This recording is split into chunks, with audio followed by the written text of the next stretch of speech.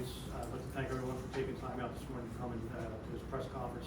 I want to introduce Chief Walt Miller. He's going to discuss the chain of events that happened overnight on the unit block of Marlboro Avenue. Chief Walt. Thanks. All right, good morning, everyone. My name's Walt Miller. It's at WALT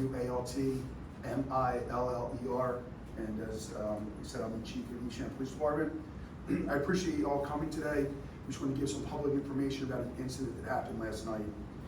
This morning around 8:30, on April 30th, around 1 a.m., Evesham Police Department were investigating a motor vehicle crash on the side of Taunton Lake Road, which is also in Marlton, New Jersey.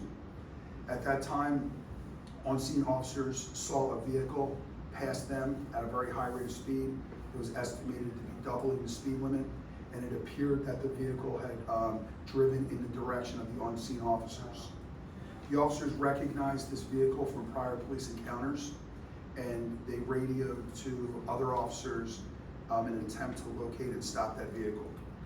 Officers in the area located that suspect vehicle at Willowbend and Evans Road in Marlton. They attempted to conduct a motor vehicle stop on that vehicle. The vehicle refused to stop, and a police pursuit was commenced. Ultimately, the officers in the pursuit felt that the risk to the public and themselves was greater than the necessity at that point to stop the suspect vehicle. The pursuit was terminated. Officers then contacted Municipal Court Judge Karen Kaplan and obtained a warrant for the arrest of the driver, identified as Marc Ferraiolo of the 100 block of Marlboro Avenue in Marlton. He's a white male, 33 years old. Officers responded to the area of his home. About 2:10 in the morning, officers observed the suspect vehicle pull up to the front of the residence.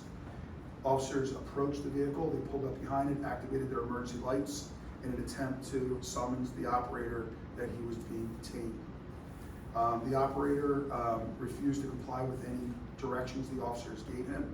The officers attempted to de-escalate the situation. The vehicle's passenger, Ruth Patton, white female, 42, exited the vehicle, began to walk towards the home. Upon exiting the vehicle, she was yelling violent threats towards police and was uncooperative with their investigation. The officers continued to engage the driver in an attempt to get him to comply with the orders that they were given. The driver continued to refuse. At one point, the driver drove his vehicle forward in the driveway to distance himself from the officers. As soon as he gained that distance, he threw the car in reversed backwards, and maneuvered the vehicle in the direction of two officers that were standing on the side of the road. Fortunately, the officers were able to maneuver themselves out of the way, jump out of the way, and were not struck by the vehicle. The vehicle continued his backwards operation, ultimately crashing into one of the police canine officers' vehicles that was on scene. Inside that vehicle was a police canine Tango. The vehicle then drove across the lawn of his property and a neighboring property, continued down the street, made a U-turn, and then drove at a high rate of speed towards police and crashed again into the police canine vehicle. He backed up his vehicle several more times and continuing to ram the police vehicle with the police canine inside the vehicle. Ultimately, after several crashes into that police canine vehicle, he continued down the street, striking two additional Evesham police vehicles that were parked on the side of the road, unattended, and ultimately crashed into a residence vehicle parked down the road that was also unoccupied. All three of those vehicles also sustained damage. When he crashed into the suspect vehicle, his vehicle was now inoperable. Officers again attempted to engage him. He refused to comply with their orders. They ultimately broke the vehicle's window, removed him from the vehicle, and took him into custody. He was transported to Cooper Hospital for treatment. He was treated and released. He was brought back to the Evesham Police Department, where he was processed. Judge Terrence Cook from the Bronte County Superior Court reviewed the matter and issued several criminal counts against Mr. Ferraiolo. The first count is attempted murder, and 2 counts. Both are crimes of the first degree. Aggravated assault on police, 2 counts, crime of the 3rd degree. Eluding 2 counts, both crimes of the 3rd degree. Criminal mischief for the damage to the vehicles, 4 counts, all crimes of the 4th degree. And injuring the police canine, 1 count, a crime of the 4th degree. The continued investigation had determined that Ferraiolo and Patton earlier in the evening forged a plan to engage Evesham police officers for the purpose of killing 2 police officers. The manifestation of the actions that we witnessed was a carrying out of that plan. Additionally, Ruth Patton has been charged with terroristic threats, a crime of the 3rd degree, and obstruction of justice, a crime of the 4th degree. We believe that the plan was in retribution to ongoing enforcement actions that have been taken at the Ferraiolo home against both Mr. Ferraiolo and Ms. Patton. All these complaints were issued again by Superior Court Judge Terrence Cook through guidance from the Taunton County Prosecutor's Office.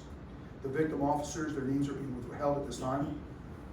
One is a 26-year-old female officer with 3 years of experience. The other is a 27-year-old male officer with 5 years of experience. Both were treated and have no significant injuries. Both Ferraiolo and Patton are in the process right now of being committed to the Burlington County Jail and are en route there at this time. They'll be housed at the Burlington County Jail pending the detention hearing into this matter. I watched the video from last night. We were lucky. This could have been really, really bad. If those officers did not get out of the way as they did, the intent of Mr. Ferraiolo would have been carried out and we would have been here for a completely different matter. So I'm very grateful that they were able to get out of the way, that at the end of this, no one was seriously injured, and our hope is that Mr. Ferraiolo and Mrs. Patton will be held accountable for their violations. Any questions? You mentioned it felt like a planned attack. Was that part of where they saw the officers at the crash? Is that when that plan was hatched? No, the plan was hatched earlier in the evening before Okay. contact with police. Were the 2 officers that the suspect backed up into the same 2 officers you had just mentioned who were the targets? That is correct. The 2 officers that were able to get away, they were the victim officers that I had named, the 26 and 27-year-old officers. And they had previously schemed to try and injure those officers or kill them? Their plan wasn't identify 2 specific officers. Their plan was just to kill 2 Evesham police officers, Got it. whoever they were able to encounter that night. So was the crash part of that plan, or was it just opportunity? Their plan to kill was the use of the vehicle. Okay. Yes. According to neighbors, this is not the first incident that neighbors have had with this couple and that even police have had. They mentioned that in December, there was an incident where police blocked Mr. Ferraiolo off in his driveway. Was this the inciting incident for this event? There's been numerous police contacts. I really can't go into the details of that one right now just because it could interfere with the prosecution of this matter, but those records are available. How many times have neighbors reported? Off the top of my head, I don't know. Okay, Yeah. but I mean, ballpark, 10, 15? I wouldn't venture a guess. Would you be able to give an estimate of police contacts, number of police contacts? Over time, it's been a lot. I can't say. Over how many years? Without the records in front, I don't know. It's been I don't know, good years. About a year. How was Tango? Being treated right now at the local veterinary hospital. Every indication is that it's going to be okay. Could you explain how he was injured or how this canine was injured? The dog, he's being checked. There's no visible signs of injury. Just precautionary at this point, just because the vehicle that he was in was struck at high speed 4 times. So just make sure it's okay. Can you speak to the rarity of a situation like this where you have people plotting specifically to go out and kill officers? Oh, it's scary. It's, in our job, we come into this knowing that we're going to encounter people that, have ill will towards the police or, don't have the best interests of society or law enforcement. And when it manifests itself, it's a grim reminder of the dangers that officers face every day. Fortunately, they handled themselves really well. This could have resulted in a significant police use of force. It could have resulted in significant injury to these officers, and they performed flawlessly. And I think we had a little luck on our side too. Given this couple's history, did that impact how many police officers you sent out? I don't know specifically, but in general terms, yes, it would. Yeah, we would have used additional caution. And what is their relationship? I keep you. What is their relationship? The two that were arrested, Yes. they're husband and wife. Okay. They don't have the same last name. Got it. And will you be releasing the video, whether it's dash cam or body cam? We can't release video just because of New Jersey rules with evidence, because it will be used in prosecution against them, could taint a future trial. So any request for that would have to go through the prosecutor's office, and most likely would not be released until following this adjudication of the matters. Can you say whether it was caught on dash cam, body cam? Is there a variety of? Variety of video, yeah. And the use of force, can you explain what types of force were used during the incident? The officers out there were confronted with a potential deadly force situation, and they were making those decisions very quickly.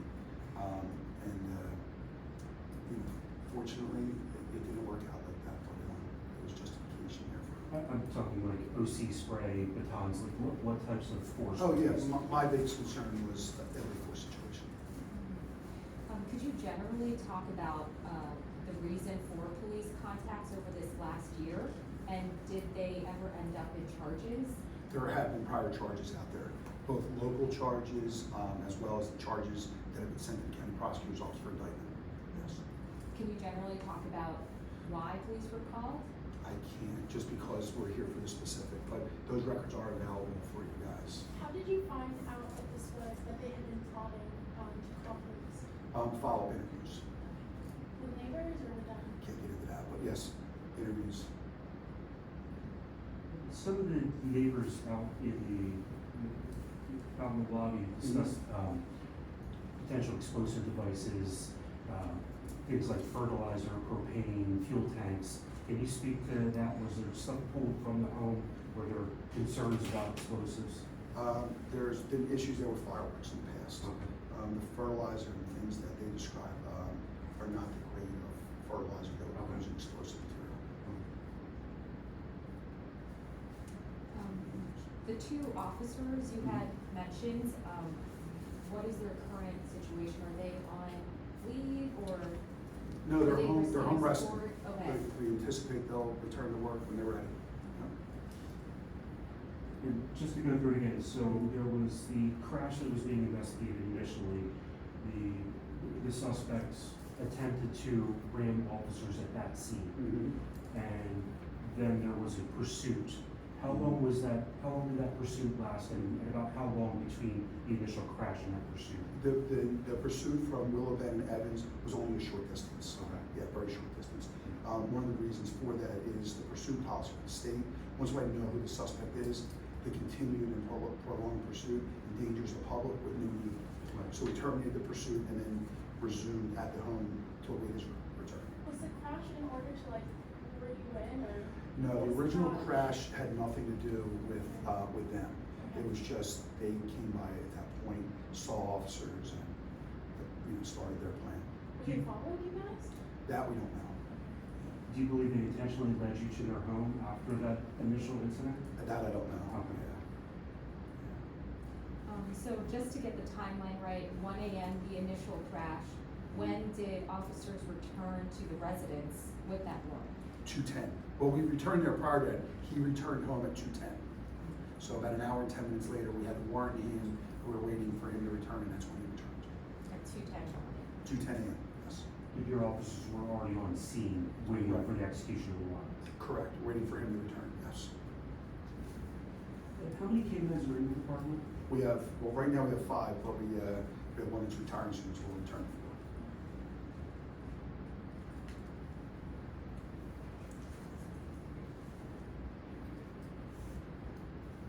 How do you handle a situation where there's, sort of going back off of, one of the questions answered, where there's been sort of, there have been multiple incidents, just according to neighbors, there was, a walk off with police in December, and knowing all of this, and then finding out that there was this, like, they had been plotting, to, like, hurt 2 police officers. How do you handle going into situations like that? How often do you encounter, like, if someone's plotting against police, is it like, have you typically had are you guys typically aware of this? Like, have you had incidents with these people before? Like, how do you go into a situation like that? Well, I mean, I'm not really 100% sure your question, but we've had prior contacts. That was one of the mechanisms that is used to identify him early on in this investigation, as being the person in the pursuit and the person that drove by the officers earlier in the evening. And with anything, we look at situations and try to leverage the safety of our officers. So whether it's this incident or the others, prior to our response, prior to our planning for response, we leverage the safety of our officers as a primary function.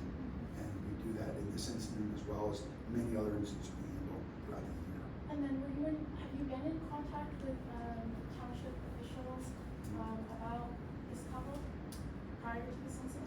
Yes, one of the incidents we're having with them is the complaints that they had exceeded the police department's reach, which goes into like zoning and community development. So yes, we did liaison with those township offices to properly address those matters through their proper resources.